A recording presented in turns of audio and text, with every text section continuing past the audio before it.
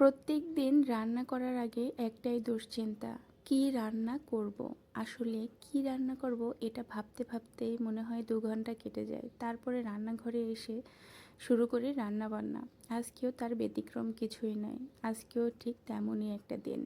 যাই হোক, আমার চ্যানেলের পক্ষ থেকে সবাইকে আন্তরিক শুভেচ্ছা। যারা আমার ফেসবুক পেজ থেকে দেখবে তারা পেজটি ফলো দিও, আর যারা ইউটিউব চ্যানেল থেকে দেখছো তারা অবশ্যই চ্যানেলটি সাবস্ক্রাইব করে সাথে থাকবে। তোমাদের একটা সাবস্ক্রাইব আমার কাছে অনেক কিছু। আমার এই চ্যানেলটা সামনের দিকে এগিয়ে নিয়ে যেতে অনেকটাই সাহায্য করবে। যাই হোক বন্ধুরা, সবাইকে অনেক অনেক শুভেচ্ছা জানিয়ে ভিডিওটা শুরু করলাম। আজকে রান্নাঘরে এসে রান্না করব, ভাবলাম যে মিষ্টি কুমড়ো আছে ফ্রিজে, সেগুলো কিছু ভাজি করি। আর ছিল একটা ইলিশ মাছ। কয়েকদিন আগে টিউশন ফি পেয়ে মেয়ে বলেছিল ইলিশ মাছ খাবে, তাই মেয়ের জন্য ইলিশ মাছ নিয়ে আসলাম। আসলে নিজে ইনকাম করলে কোনো কিছু কিনতে বেশ ভালো লাগে, তাই না বলো? আমি যতই কম ইনকাম করি না কেন, তারপরও সেই সীমিত আয়ের মধ্যে থেকে সংসারের জন্য কিছু কিনতে পারলে, কিছু নিয়ে আসতে পারলে আমার ভিতরে খুব একটা ভালো লাগা কাজ করে। যাই হোক, মেয়ের আবদারটা অবশ্যই পূরণ করতেই হবে। নিজেদের যা হোক আর তাই হোক, ওটা নিয়ে ভাবার এখন আর টাইম নাই। যাই হোক, মাছটা কিন্তু এদিকে আমি ভালো করে আঁশ ছাড়িয়ে নিয়েছি। আঁশ ছাড়িয়ে নিয়ে এবারে মাছটা টুকরো টুকরো করে কেটে নিয়েছি। তোমরা মাছটা দেখতে পাচ্ছ যে মাছটা কাটার পরে সাথে সাথে কিন্তু বেশ ভালো রক্ত বের হচ্ছিল। আসলে মাছটা মনে হয় ভীষণ টাটকাই ছিল। বাজার থেকে যখন নিয়ে আসছিলাম তখন ওই বাজারের দাদা বলছিল, দিদি মাছটা ভালোভাবে নেন। যাই হোক, মাছটা যদিও ছোট, তারপরও বেশ ভালো মনে হলো। রান্না করলে বোঝা যাবে যে আসলে মাছটা কেমন খেতে। তবে আজকে ইলিশ মাছ কিভাবে রান্না করব সেটাও তোমাদেরকে বলছি। ইলিশ মাছ কাঁচকলা দিয়ে রান্না করলে নাকি ভীষণ ভালো লাগে, তবে আমিও আগে বহুবার রান্না করে খেয়েছি। তবে তোমাদেরকে আজকে আবারও এটাই শেয়ার করছি। ইলিশ মাছ কাঁচকলা দিয়ে রান্না করব, আর এদিকে মিষ্টি কুমড়া ভাজি করব। মিষ্টি কুমড়া ভাজার জন্য কিছু পেঁয়াজ কুচিয়ে নিয়েছি। মিষ্টি কুমড়া সবজিটা আমার খুব একটা পছন্দ নয়, তবেও এটা স্বাস্থ্যসম্মত ভিটামিন এ যুক্ত খাবার।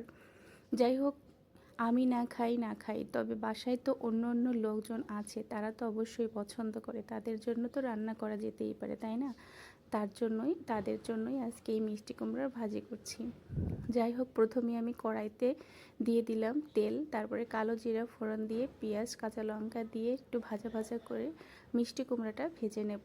এভাবে মিষ্টি কুমড়া ভাজি করলে বেশ ভালো লাগে। তবে আমি মাঝে মাঝে বড় বড় চাক চাক করেও কিন্তু মিষ্টি কুমড়া ভাজি করি, সেটাও বেশ ভালো লাগে। তবে একটু লাল লাল করে ভেজে নিতে হবে, তাহলে খেতে ভীষণ ভালো লাগে। মিষ্টি কুমড়াগুলো দিয়ে এবারে নেড়ে চেড়ে একদম একটু হালকা হালকা পোড়া পোড়া করে লাল লাল করে ভেজে নিতে হবে। দেখো বন্ধুরা, এদিকে আমার মিষ্টি কুমড়া কিন্তু ভাজা কমপ্লিট, তুলে নিচ্ছি।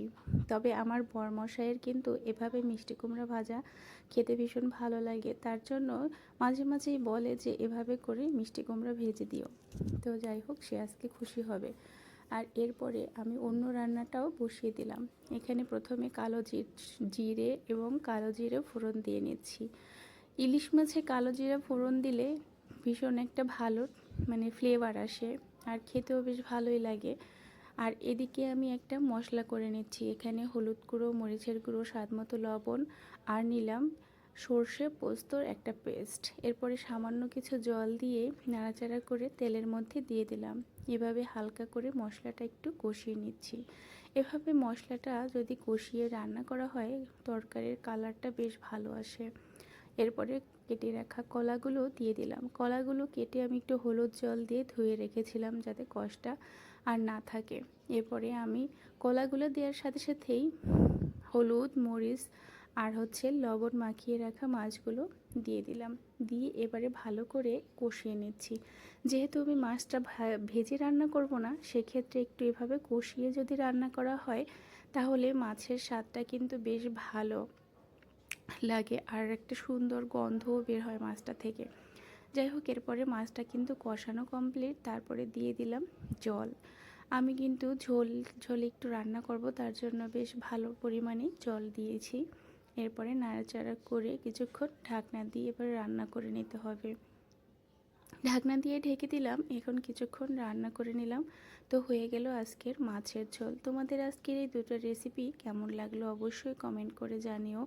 আর নিত্য নতুন ভিডিও পাওয়ার জন্য অবশ্যই আমার সাথে থেকো, সাপোর্ট করো। দেখা হবে নেক্সট ভিডিওতে। টাটা।